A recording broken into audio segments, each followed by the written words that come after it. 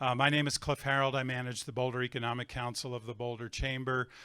We are unbelievably proud and honored to host this morning's meeting. This is a very special meeting of the Boulder Economic Council and guests. So I couldn't be happier to kick us off. There are a couple of acknowledgments and thank yous that I'd like to make before I turn the stage over to our guest moderators and our very special guest. I'd like to start by thanking Joe Steiskell and his team with Embassy Suites and Garden Inn, the Hiltons on Canyon. Joe and his team very generously offered this venue for us this morning, which, you know, if your choices are the Boulder Chamber conference room or at the Embassy Suites conference room, John, you don't have to. But we were thrilled by that. So Joe, thank you very much. Joe's the relatively new general manager of both properties, and we couldn't be happier about the hospitality. So thank you for that. I'd also like to acknowledge Dean Matusik. Sharon Matusik is the Dean of the Leeds School of Business. And she is one of the few people in Boulder that is really truly responsible for this morning happening. So I'd like to thank Sharon and her leadership on campus, but also in the community for making this possible and for joining us today. Thank you very much, Sharon. So without further ado, I'm going to now invite Giovanni and Bill and Hernando de Soto to come up to the stage to kick this program off. All of you know Giovanni and Bill. They are the other very few people in Boulder that have made this morning possible. Both Giovanni and Bill have been working with Hernando for quite a while to include him in some of the programming on the campus, but also including this opportunity to meet with Hernando this morning. So please join me in thanking Giovanni and Bill first and foremost for making this morning possible. And I'm going to turn it over to them now and let them do their thing. And Mr. De Soto, thank you very, very much for joining us. We couldn't be more honored to have you with us this morning. Thank you, Cliff. Good morning, everyone. It's absolutely one of my greatest honors and pleasure to be able to be on the stage with these two icons. I've worked with Bill for over 10 years, and he's been an amazing mentor. And I paid you too, right? You have paid me to. He has paid me to mentor me. That is correct. And I've spent a lot of time with Hernando over the last year, and also an amazing privilege. It's very rare to be able to spend time with somebody like Hernando, and also with Bill at the same time, and look at things that, you know, we talk about economics, but hear from his perspective, his worldwide perspective is so unique. And so it's a truly great pleasure and honor, and thank you both for that opportunity. So, you know, I spent a lot of time thinking about how I would introduce Hernando, and I don't know how many people here know Hernando, know his background. You know, certainly a world-renowned economist, a leader in a lot of different ways, and I thought I just couldn't do it justice. So we have a little video from some world leaders and what they think of Hernando and how he has impacted them and the rest of the world.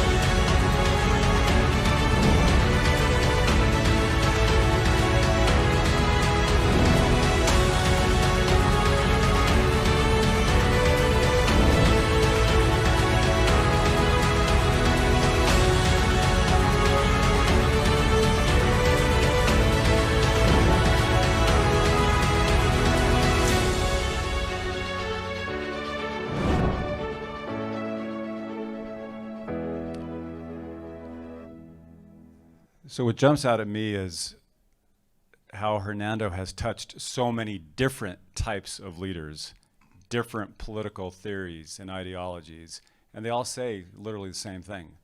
And Bill and I had the very unique pleasure a year ago of going to DC with Hernando. Hernando was honored by the CEI with an award called the Julian Simon Award. And there were, I don't know, 3,000 or 4,000 people in that audience that night. And what struck me after the presentation was I was walking around with one of the members of the Beatles.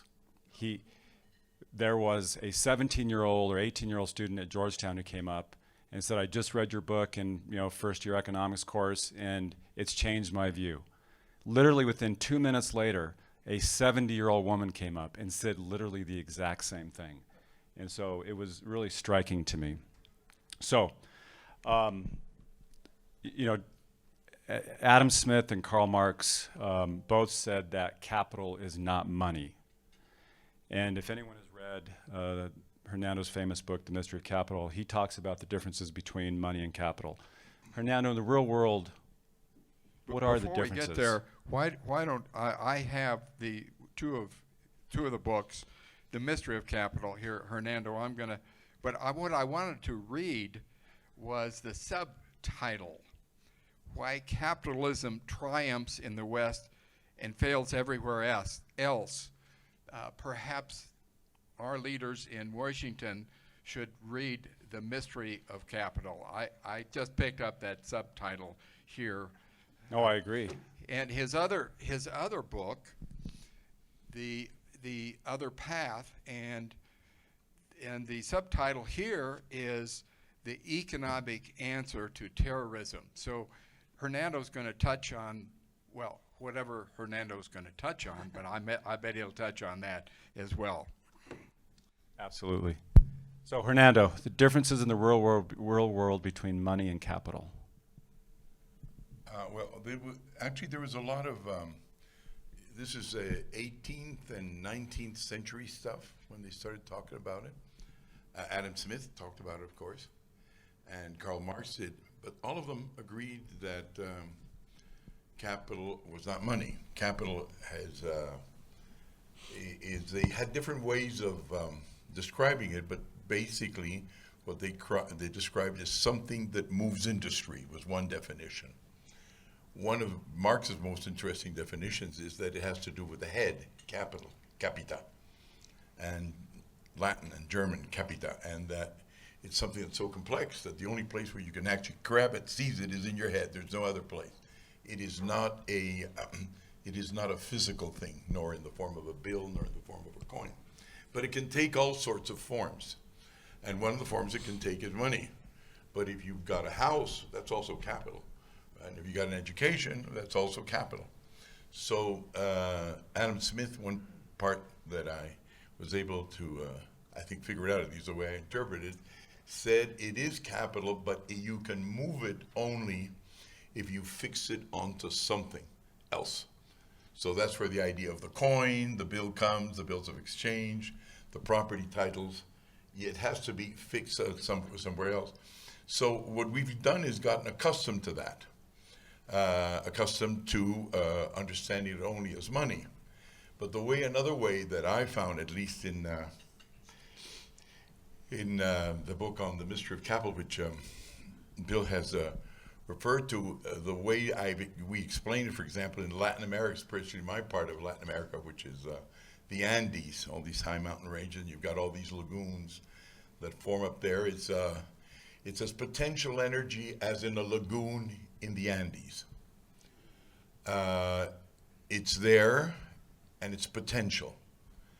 And I grabbed that word and started reading Aristotle, but trying to get from the original Greeks for somebody to translate it to get the whole thing in.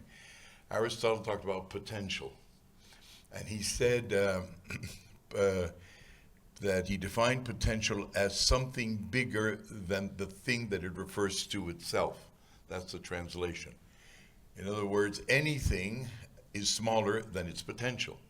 And the lagoon was a good example. It's there, it's good for canoeing, and it's good for fishing, but you put a hole in it, and the water starts coming out, and the potential energy starts the potential energy starts tumbling down and becomes kinetic energy, and then the kinetic energy starts rotating turbines and then becomes mechanical energy, and then the electromagnets start turning around, and then that produces the kind of energy you can put in a wire and you light up a city.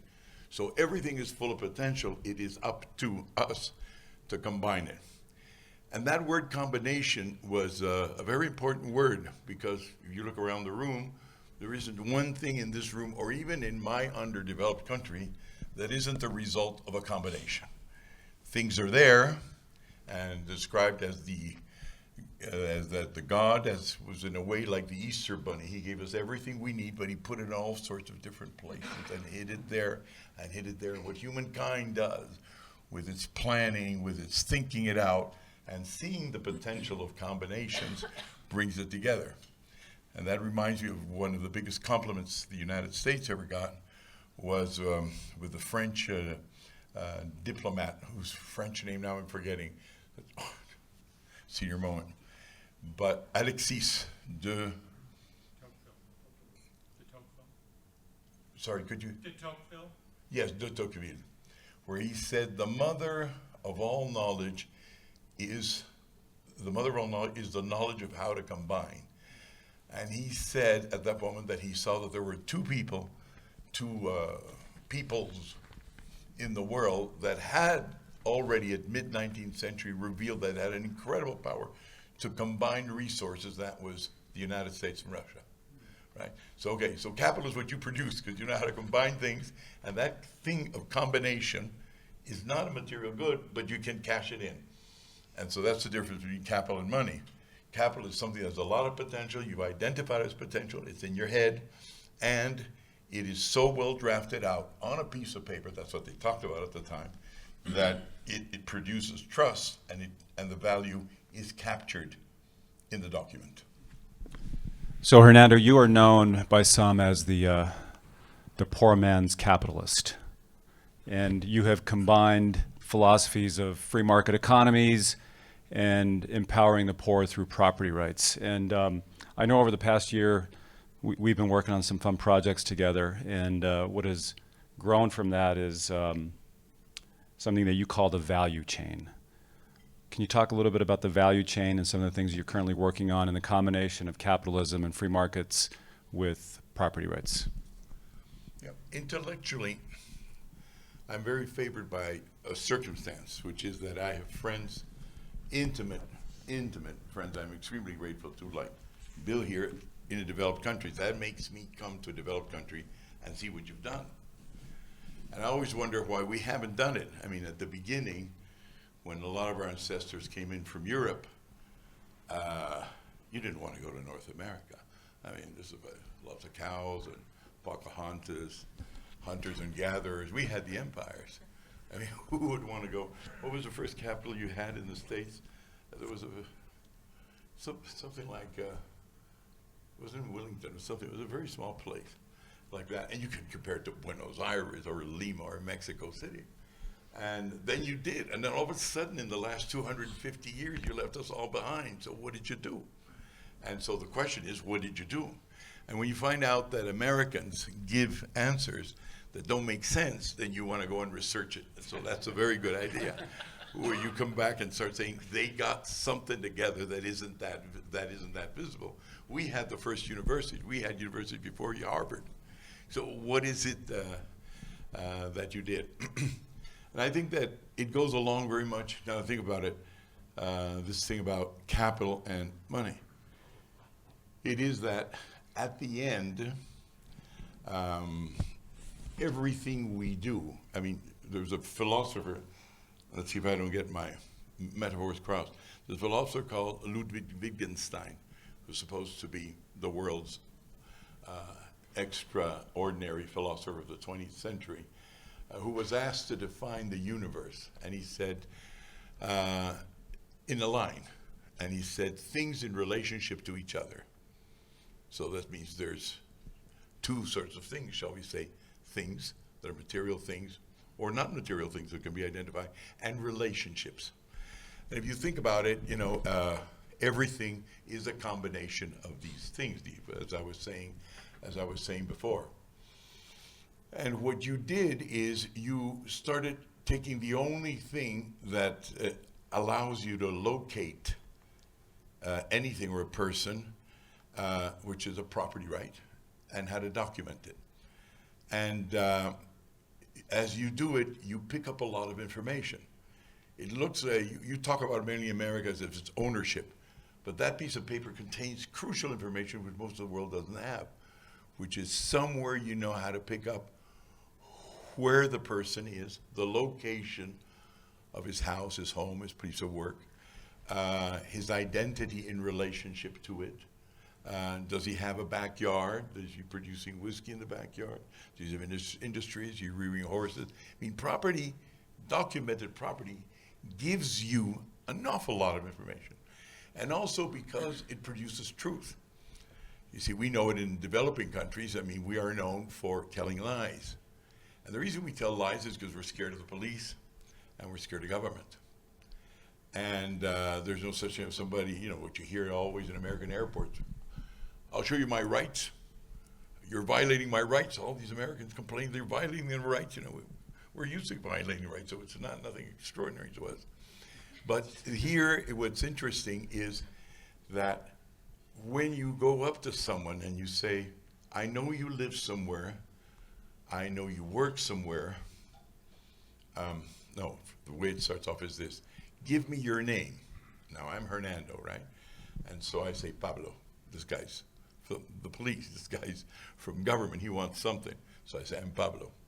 Well, Pablo, the reason I am talking to you is because I have been entrusted with titling this area where I'm at, and I want to know, since I've seen you coming out of that house and going to this other house, who is the owner of the house, so I'm going to put in Pablo's name. Hold it, I'm Hernando. Property produces truth. It's the only thing that produces truth. We have to lie to get our way through life, right? I remember my mother who got her Peruvian passport when we were exiled, and the Peruvian minister comes to her and says, Rosita, because it was very hard to get a passport. We were exiled in Europe. He said, here's your passport, Rosita. And she took the minister's out, thank you so much, then opened it on page 10 and said, oh, gato, you shouldn't have. No, Rosita, it's all right. And he lowered her age by 10 years. So we lie all the time. So getting a good document means an awful lot of things. Once it's there, then you get another word, which is now getting close to capital or money. And that involves that you take all of this paper and you add information that refers not to the owner's interest or who would buy it or who would get a mortgage, but what would investors look at it like when it was bundled and packed together, combined into various things. Then you get into the securities industry, the capital markets. You've got a whole industry there. 1933 Securities Act, 1934 Sarbanes-Oxley. All they do is ask you the same questions as they would as a property rights, just simply from a different angle. It's like seeing the Matterhorn. It's the same mountain, but looked at it sideways. And you get with it much more security. You get much more information that is trustworthy, that is stamped, validated by all the right authorities. So from our point of view, what we have in developing countries, we cover 7/10 of the world's surface, is we've got more or less good information on the surface, but not sophisticated enough to raise confidence with people who are willing to issue money, which tells you something from our point of view about where money comes from. We believe, me, my people and I, believe that money comes from property. Because at the end, every time we see when, for example, people that have come from the Colorado School of Mines or Newmont Engineering and Newmont Mining from Colorado, or an oil people from Colorado go someplace and are about to raise money, and then a bunch of natives, Peruvians or native Nigerians, come up and say, we're not giving the surface of our land to this project anymore, the whole project collapses. What happened to the security? There is no security if you do not control where the oil comes from. So property is a very important part of the whole thing. And from our point of view, of course, is that if you do not document it correctly, you offer no security and nobody will make the investment. Now, how do you make an investment? Well, generally speaking, the idea, I think, in many of our minds is that money is a result of somebody in the Fed or the equivalent, the Central Reserve Bank of Peru, la Banque Française de Commerce Extérieur, or whatever it is, that that issue a bill. But that's not the way it happens. I think the Fed only produces about 3% of money. The rest of it are banks and financial institutions who basically receive a document, a public offering, that documents the property. Double entry bookkeeping, you then place it as an asset in your books, and then you issue against it paper that produces liquidity. So the idea here then to us is that property, a guy with a white shirt, reminds you of American films, green elastics, something here on his head, you know, generally poorly paid, etc., passes this information to a completely different, or doesn't even pass it, just picked up from a registered somebody who's in the securities market, and to us it's one value chain. Property just leads to the other. There's no way that you can come in and fund a project anywhere if you don't fund the project. And that's what, for example, regardless of where you stand in politics in the United States, what Jared Kushner's been doing the last 2 days is going to Palestine and saying, first of all, get your property rights in place, otherwise you're not going to have the money. And I think he's absolutely right. So Hernando, to follow up with this theory, I know you have advocated the theory that when we had the financial crisis starting in 2007, 2008, that it shouldn't be called a financial crisis, but more of a knowledge kind of a crisis. Can you expand on that? Yes, that's right. That's right. That was how time passes, 2008, 11 years ago. Well, it all comes really from, I'm actually a pretty lousy economist, but I observe. I observe things because I don't know so much about it, so I've got to look at them closer. And I might be wrong, of course, and I probably am, but I think there's a little bit of just a truth in this. I remember at that time, that conversation, that was pretty good. I was in Ethiopia, and then out comes a man, Hank Paulson, would that be, do I remember this one correctly? Okay, your Secretary of the Treasury goes to the US Congress and says, I just need about $1 trillion. It was something like that. I need $1 trillion because something terrible has happened. It's called subprime mortgages. We're out of hand, and we have to go in and get this under control. So he forms an organization called TARP, Troubled Assets Reform Program, the purpose of which is then to go out and buy all the subprime paper derivatives that have come in from poor people's houses or relatively poor people's houses, buy them up, and so the United States says, don't worry banks, don't worry people, the thing isn't going to collapse. The US government has come in right at the end to save the day, and we are now going to control it. So I said, interesting, I've seen this sort of thing before. And then I think I was off in Egypt, and then put in my CNN or whatever I was looking for, and it was about a week later, and he's there in front of a lady called Nancy Pelosi, and he is someone from Italian origin, and they're partly.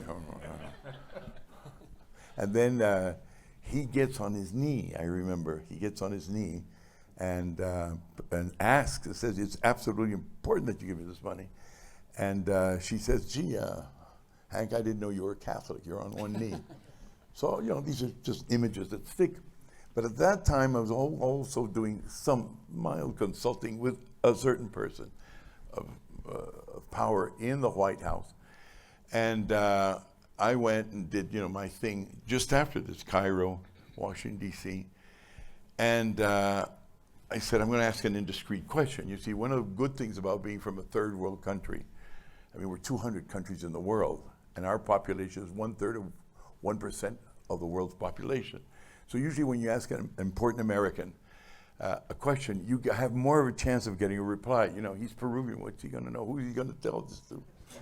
So I just said, what happened? I just saw that this Mr. Paulson has said he's not gonna buy the subprime mortgages.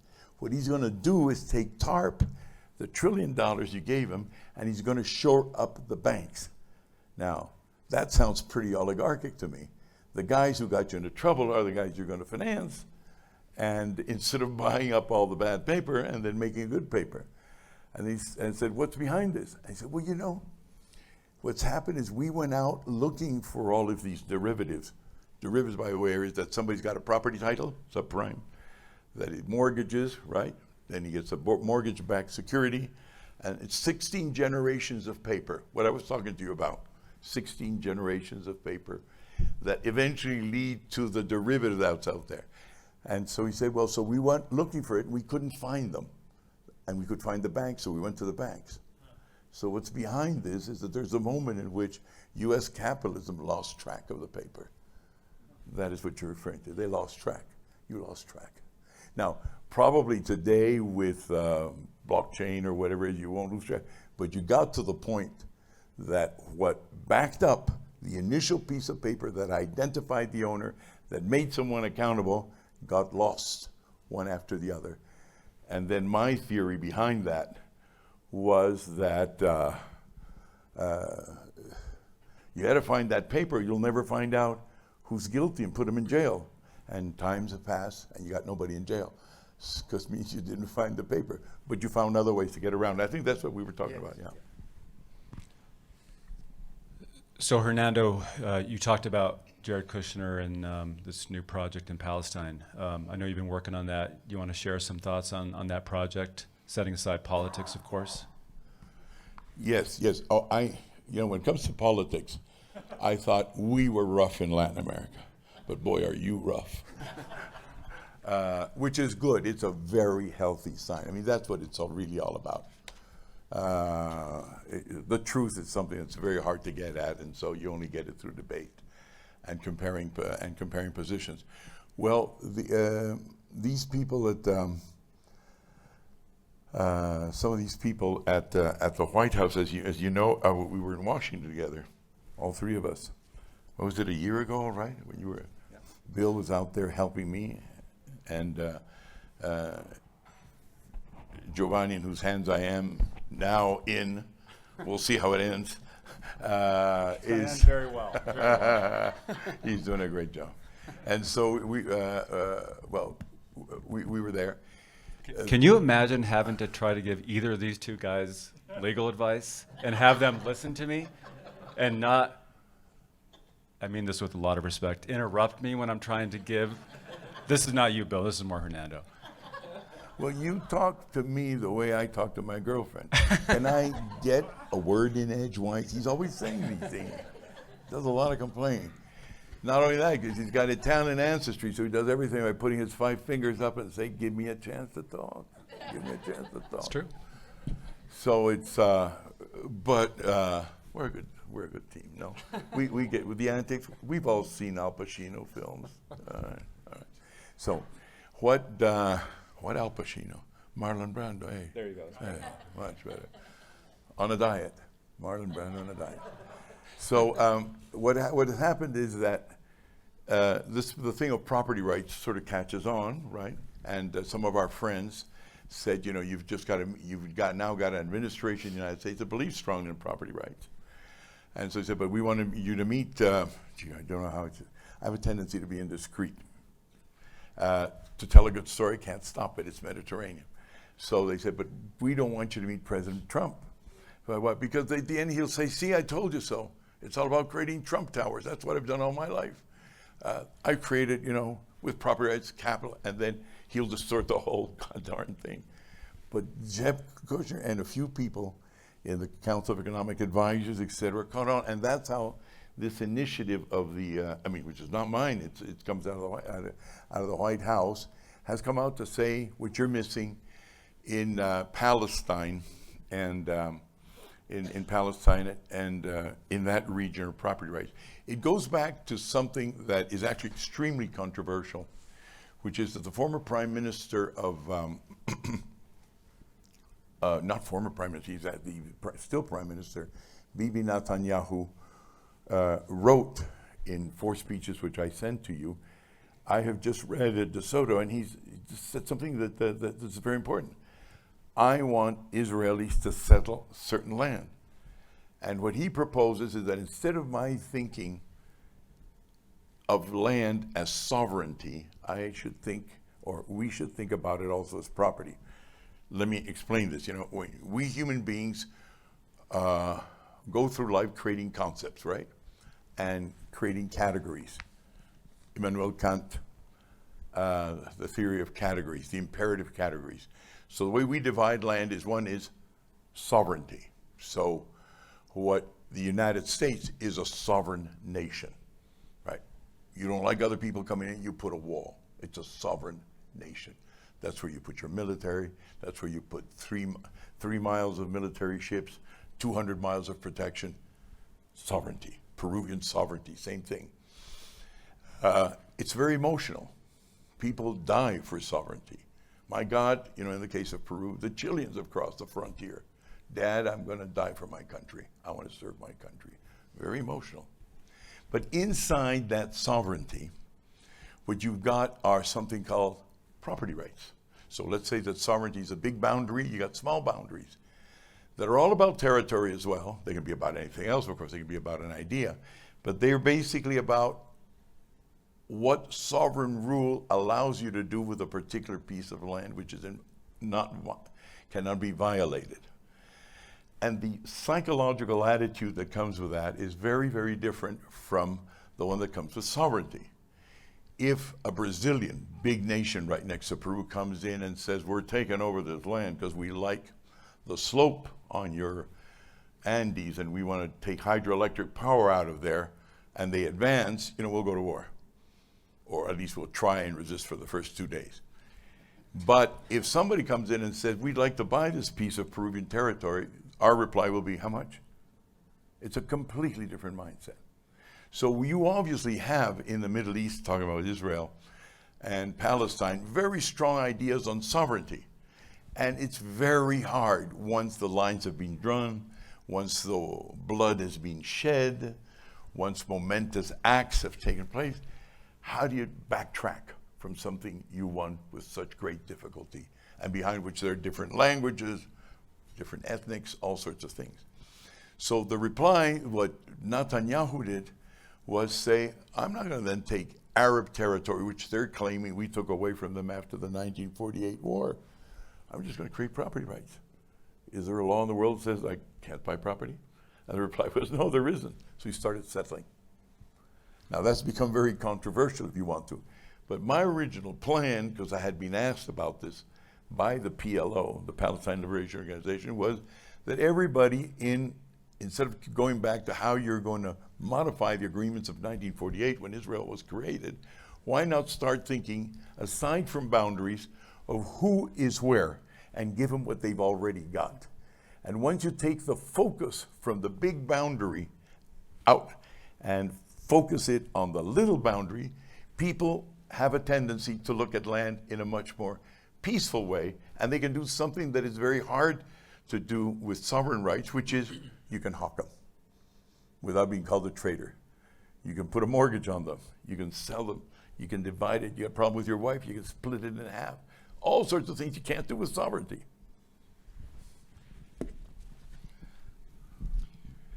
Hernando, I was looking up how many awards you've gotten, one of them being an honorary doctorate at the University of Colorado. He's got 26 26 awards? honorary doctorates. Okay, 26 honorary doctorates. Only 3 in medicine. Oh, only 3 in medicine. No, they're all in philosophy. Oh, in philosophy. Okay. Oh, that makes me feel better now. So, one of the awards, well, the Milton Friedman Award, a big deal, and the international award you received, I believe, last year, the year before, from Sweden, the International Entrepreneurial Award.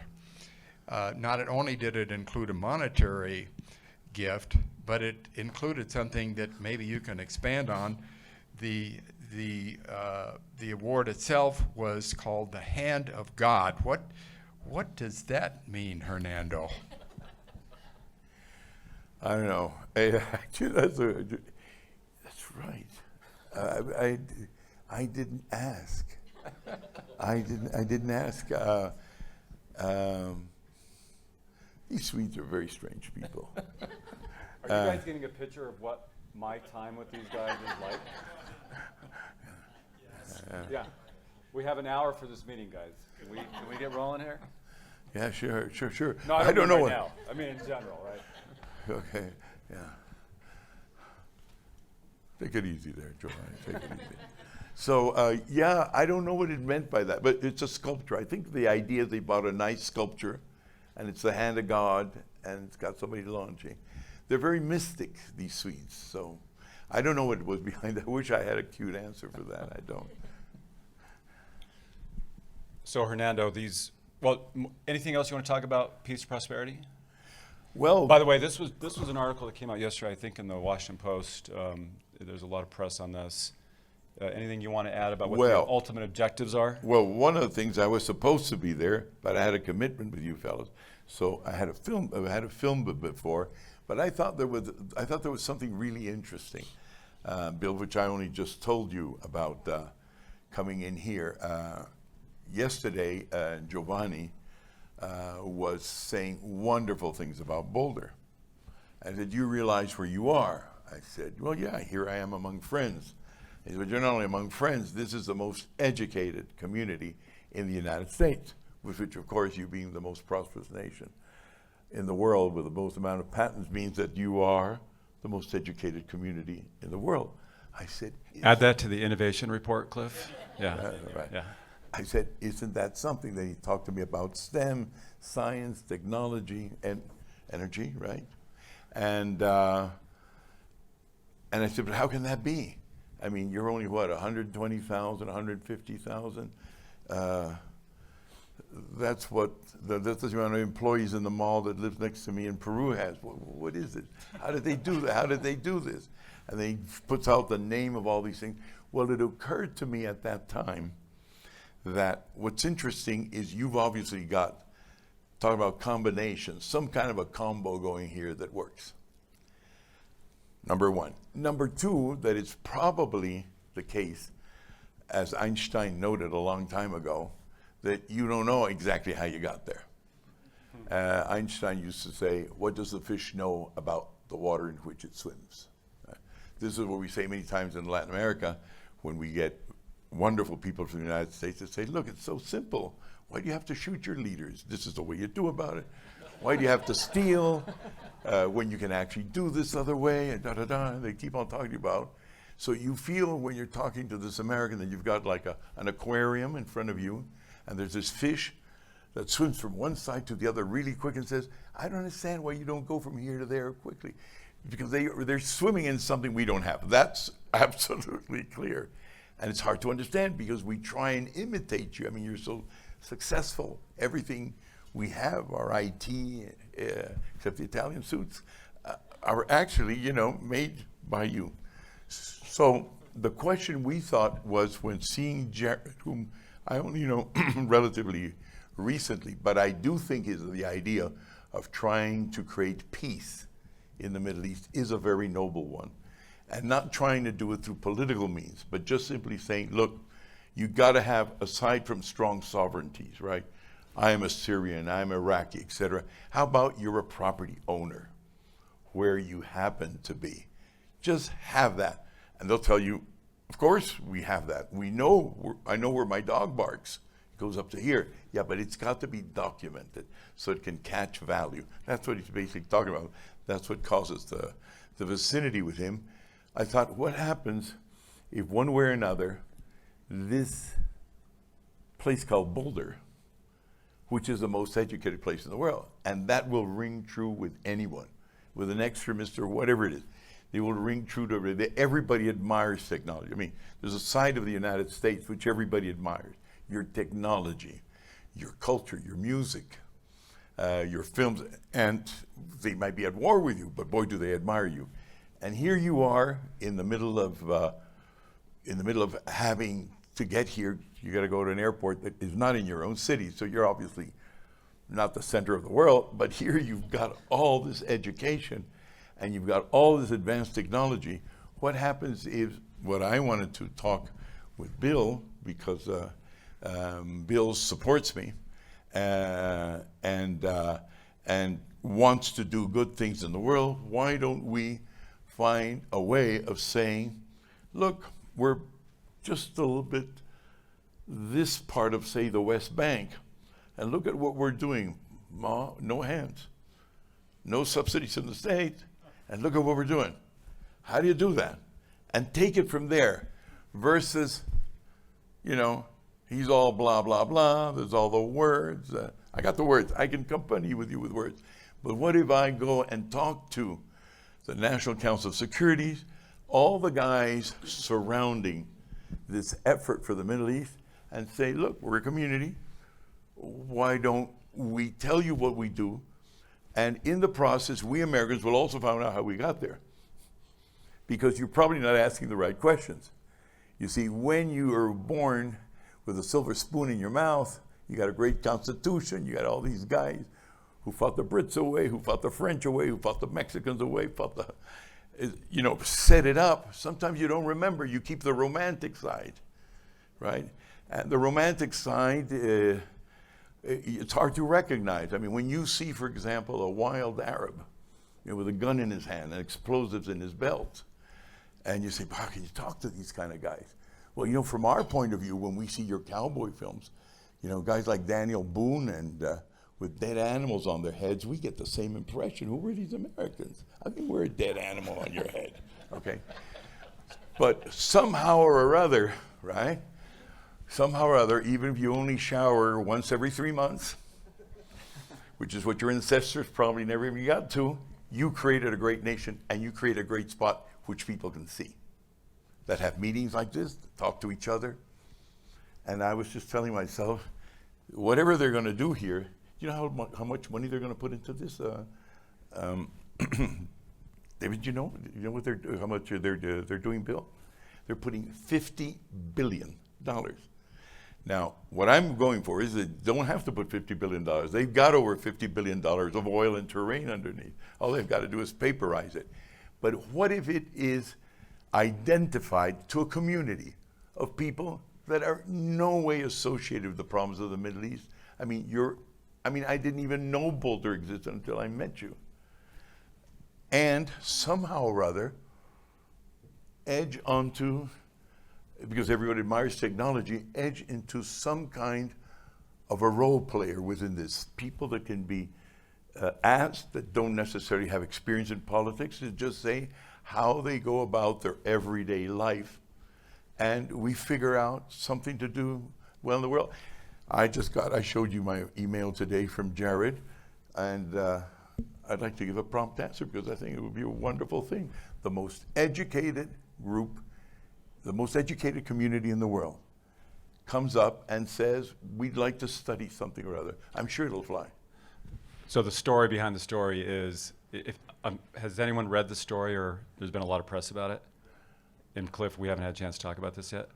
Boulder's behind it a little bit, just so you know.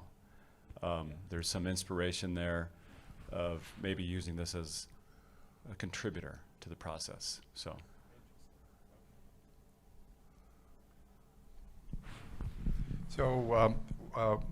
we have set up, Giovanni is doing the work, the Hernando de Soto Institute. And it's our passion, and to help kids, particularly young people that are going out on their own, just coming to college, to understand what built this country. I mean, when Hernando wrote The Mystery of Capital, he came over and he studied this country and said, why are you different? Well, I think we have perhaps forgotten that. At least I wanted to remind kids on what built this country. And so this is part of the mission of the Hernando de Soto Institute and the programs that we have with Sharon and at the Leeds School, the University of Colorado. I can tell you that kids relate to what Hernando has done. Hernando is out, he is out in the field. He is out with the people that need the help. So he spent his life working for these people, and young people relate to that message. So that's why it is so critical that our young people understand what Hernando has been doing and what he continues to do. And so we're very fortunate here with our partnership with the university and particularly with Hernando to help him with his continued efforts to help this world. Well, I'd like to comment to that. You know, we are now intimate friends with Bill and with our friend David. No, we're also very contagious. You may have noticed. I mean, when I was a kid and came to the United States, we Latin Americans always embrace, right? It's taken you a generation to embrace, right? Italians do it all the time. So Yeah, but you know what you do? You hold your hand, and then you embrace the other guy, so you keep two hands between your chest and the other guy's chest. When you really embrace, no hands, mama. So, the idea, but you do another thing the Arabs do. You know but you do something more intimate. You kiss among men. You do, the Italian. And Arabs kiss.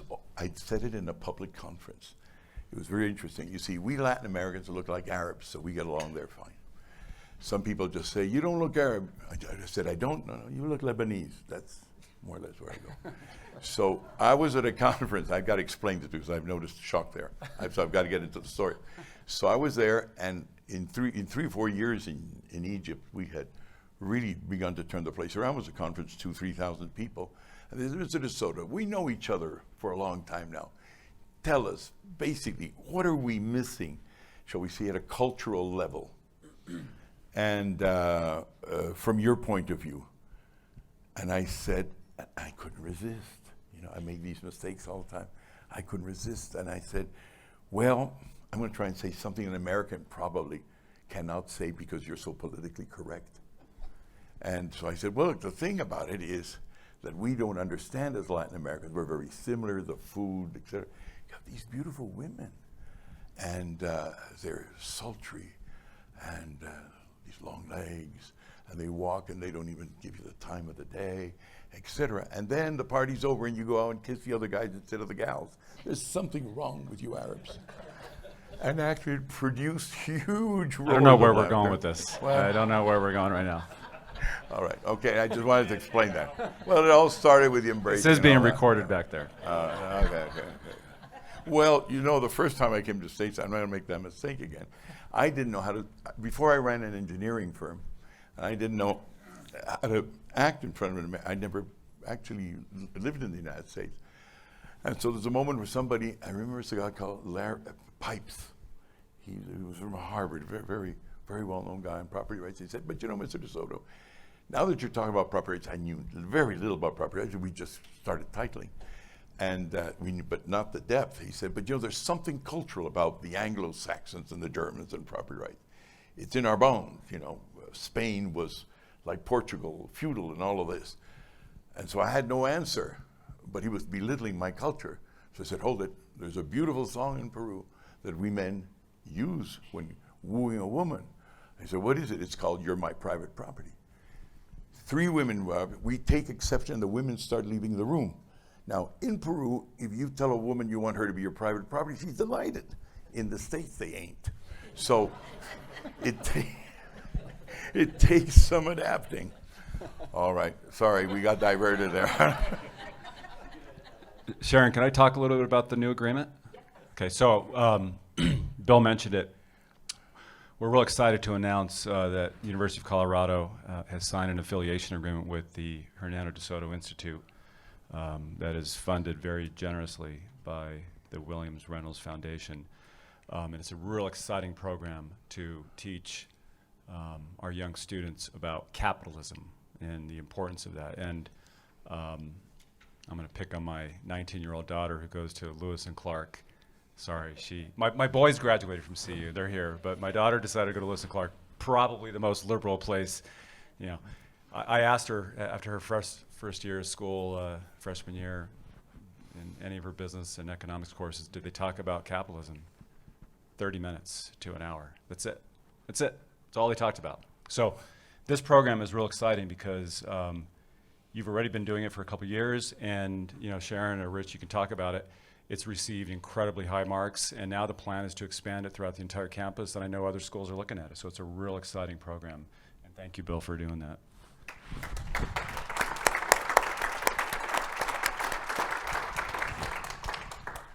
So it's you know, let's clarify. It's teaching economic systems. It's not telling kids what to think.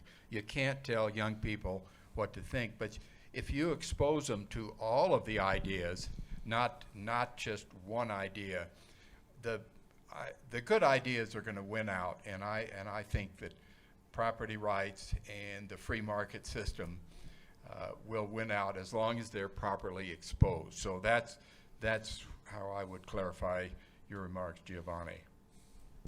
So we have about 15 minutes left, and we have some more questions to ask, but it's very rare that we have somebody like Hernando here. We have Rich here, I'm sure might have some good questions. But we want to open this up to the audience. Yeah. So we're happy to turn this over to everyone, or I have some other questions for Hernando as well. He's told me not to ask him how the U.S. is viewed worldwide, so I'm not going to ask that question.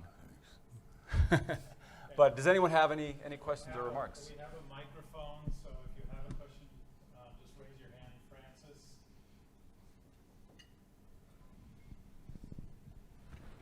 So I loved your discussion of how can Boulder go out and actually demonstrate in another part of the world and also do learning about itself, but demonstrate how do you combine things effectively. So say a little more about that, what your concept is. This is something that, an idea that is born out of circumstances, because I was supposed to be at this time in Bahrain with your members of your government that are making the proposal, and it's very controversial, of course, because the more you strengthen property rights, the more sovereign rights are diminished, because people start owning their stuff. And that's how you formed your nation. You actually had property rights before you actually had sovereign rights. I mean, what was it? Go West, Young Man, Manifest Destiny, The Covered Wagons. Well, I mean, it's not as if I'd read a lot, but I did see John Wayne in a covered wagon. And he went across, and I saw how they burnt down your cabins to recuperate the nails because they were handmade. And he kept on going. So if property rights made your nation, then the nation sort of got together. 32 times your Supreme Court said that is not the right way to avoid property rights. And 32 times your Congress came back and said, yes, it is. That's the ingenuity of the American people. And, you know, from gold rush to gold rush, from Corn Bill rights to Little Miami River, you start creating the nation. So there's that side, if I think, is going to impress very much the Palestinians, because all we do in third world countries is talk about nations. That's why we go wild about soccer. You know, it's our nation against others. Well, you go wild mainly about the Knicks, to this, private sort of things. So there's something about that side which will come out in a dialogue, and that's all I have in mind. And the fact that you are the most educated community around. So the idea that somehow or other, what's the population of, do we know what the population of Boulder is?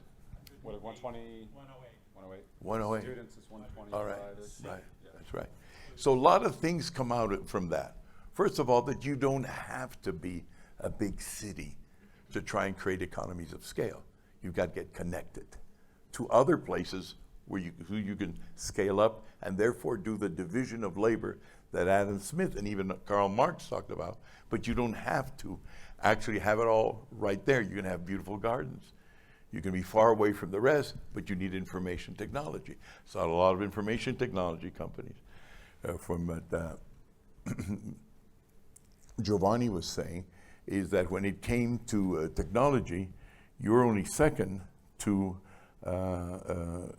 Silicon Valley, right? Yeah, San Jose. we were looking at the innovation report and spent a lot of time going over that yesterday. I mean, there's an awful lot to that goes in there. You're in, from what we would say in a third world country, sort of a rural atmosphere, but you're plugged in. You're plugged into the rest of the world. And that has a message. I mean, to me it has a message, which is how they do it. It also means that you don't have to be absorbed by a big power. You can do things just from the start. There's success stories. You know, if Bill just sits down one day and says, how'd you get there, Bill? There's a whole bunch of lessons there, you know. And here are the Italians, and they're just different from the rest of us. And there they are, you know. And when I see you saying hello to people on the street, who's this guy? And there's a Latin American there. And the driver that took me here was an Iranian. And, so, you know, there's all of that. And you've got beggars on the street, but they're not like our beggars. There's no excuse for them. With us, there is an excuse. Why? What happened? I mean, lots of things are going to come from that. What do we do? Pointing out to a beggar? Oh, another question? Oh, another question. Sorry. Oh, sorry. You can use that one. Thank you, sir. So, all right. Who has a question? So thank you for your thoughts. To avoid corruption and taking Jeffrey Sachs's approach to building up economies into capitalism, what comes first? Is it property rights, or is it really investing in institutions in your mind first? It seems I had already my own private mic. It's your property. Yeah. Well, you know, it's an old debate. When I went to graduate school in Europe, and I remember the French words were, c'est les institutions ou c'est les hommes engagés? What does it? Institutions or human beings with commitments?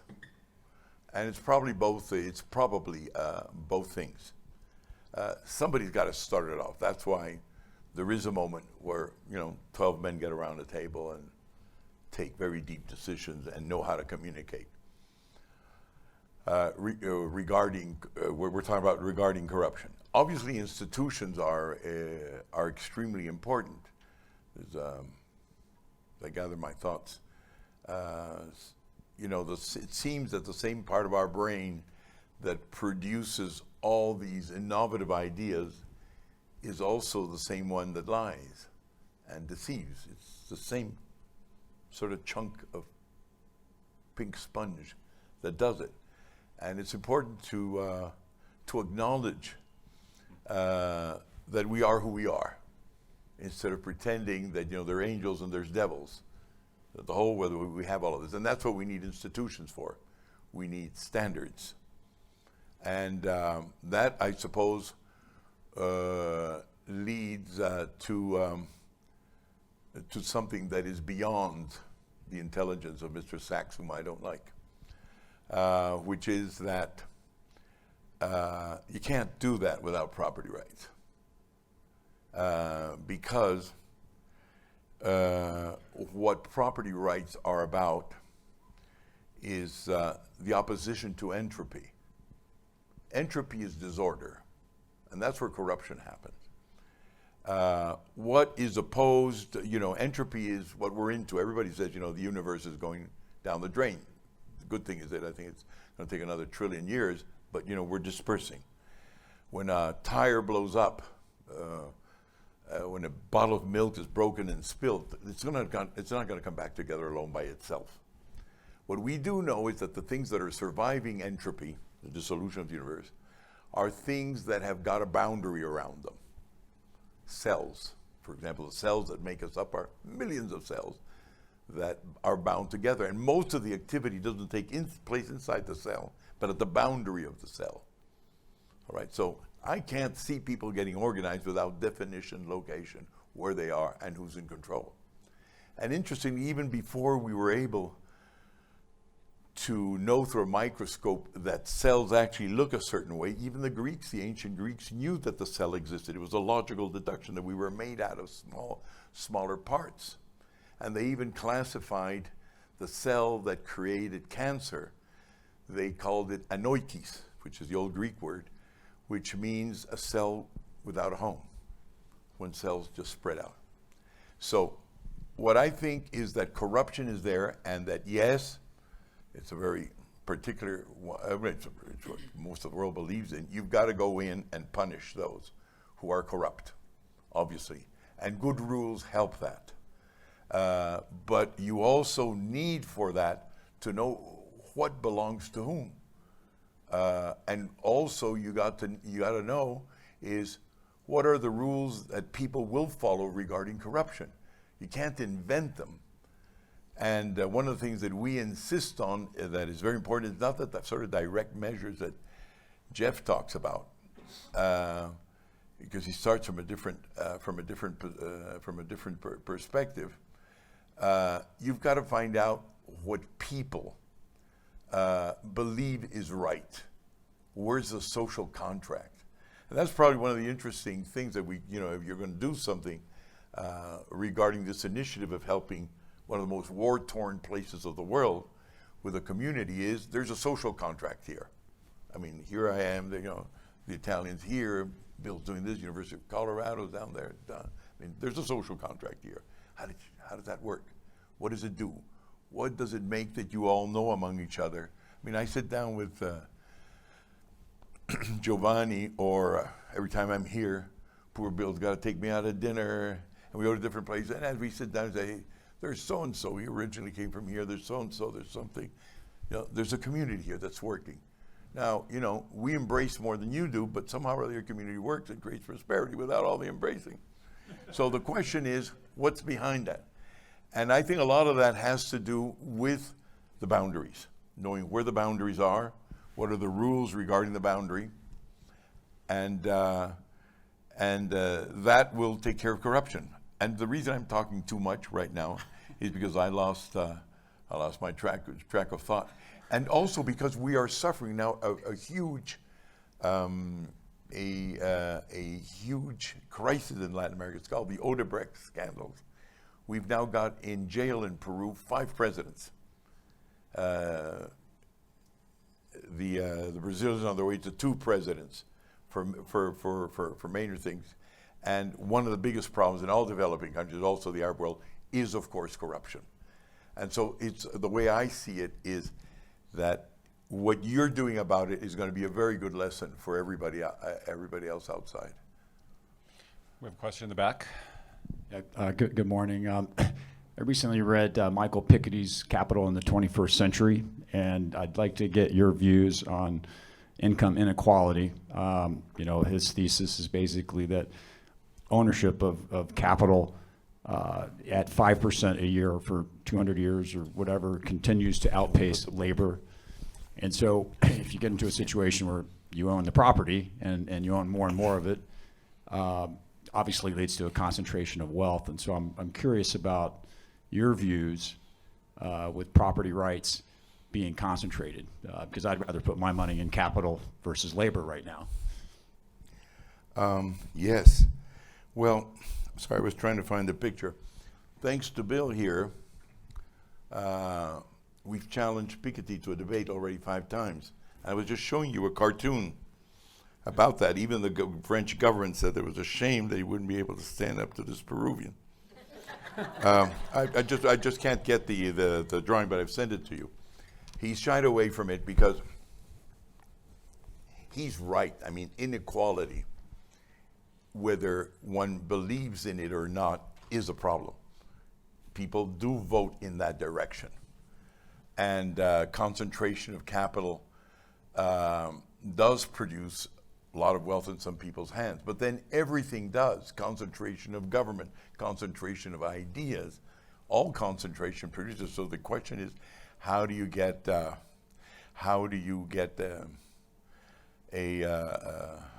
level playing field? And that, I think, is an important element. For example, let me ask you this, because I really don't know.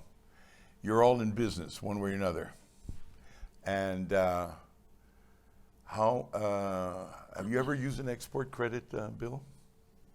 No. Why? Well, you and the Swiss are the only people in the world that don't. An export credit is a subsidized credit from government that the Europeans created somewhere around 1930s as beggar thy neighbor policies, when, you know, the whole world economy was suffering. It was a huge recession. And so everybody said export. An export were like armies, you know. It's an American export, buy American, buy French, buy German. And it went out, and so they created these enormous funds for promoting exports with all the dirty tricks that you can think of in the world. And among those dirty tricks consists of being able, which an American cannot do, to go to a foreign country and say, you need a hydroelectric plant, don't you? Yes. Well, let me give you a $10 billion promise of funds and 10 years of grace. You won't have to pay anything for 10 years. So, of course, the government says, 10 years, who can beat that? I mean, you'll certainly be able to defend yourself in front of public opinion. But we want to make sure it's a good project, not something that's improvised. Oh, of course, we don't want that. So it's going to be a French engineering firm that will design it. I hope you're all right with that. No, it's a good firm. It's a very good firm. So then they design the project, a consulting engineering firm. And that means they do the pre-feasibility, the feasibility, and they also do the terms of reference for the tender.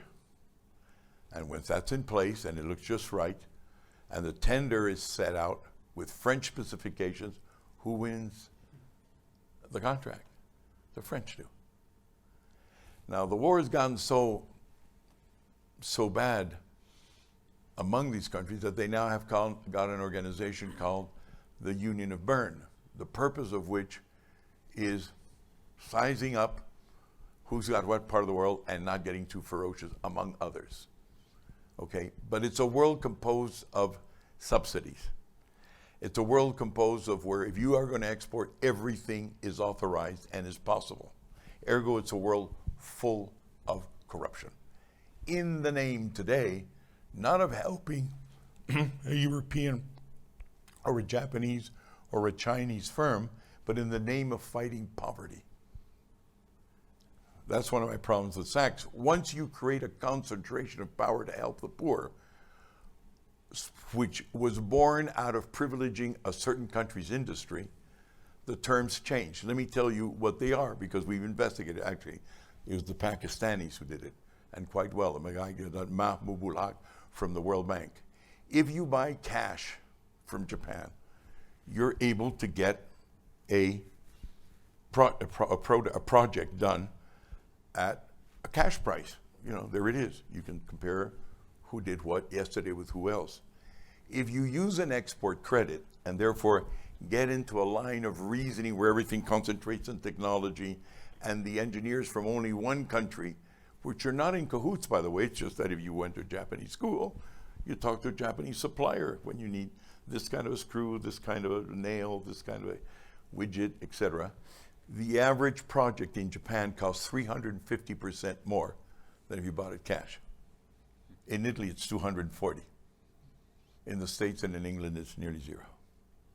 So that's the result of too much state, always with a good idea, which is to promote something, with a very good objective that didn't work. So how did we get there? What was the question? Well, we started with Piketty and Well, this is it. Well, this is Piketty. The concentration of power that he talks about, he couldn't have had it in a competitive country. It's the guys who are able to get at government mechanisms that actually leverage you up to the point that you get to a monopoly. That's the only thing that can, in other words, total freedom should not produce, not total freedom, reasonable freedom should not produce too much concentration of capital, because you can build on the other guy's ideas. But if you've got a government subsidy that's about $20 billion because you put a nuclear plant in Brazil, I mean, that's a lot of money. That concentrates more than anything than the market can actually do. So I believe that, another thing about Piketty, I mean, the reason I challenged him to debate, of course, was because he's very well read in France. I'm more read than he is in France. I'm from a third world, and if he doesn't debate me, is because he doesn't know these kind of things. His first examples in the book are, there's a lot of inequality. I sympathize with that. I mean, seeing somebody very poor and somebody very rich is hideous. But on the other hand, his first examples are Oliver Twist. And the other example he gives in the first chapter is Jean Valjean.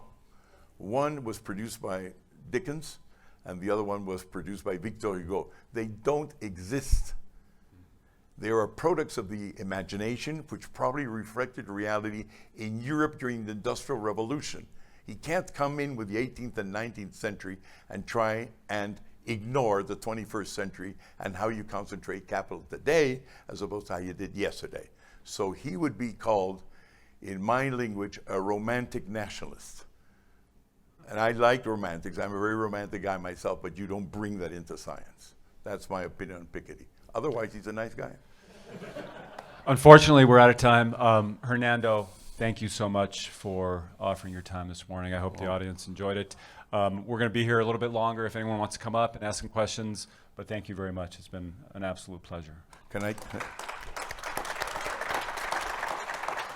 Thank you. I feel like family here. So, I mean, I've really spoken the way I should have spoken. But you realize, Bill, there was a challenge in what I said. So have you folks. I think you play, after what you told me about Boulder, you can really play a very interesting role. Just don't let it do to you what it did to Piketty. Don't let it get to your heads.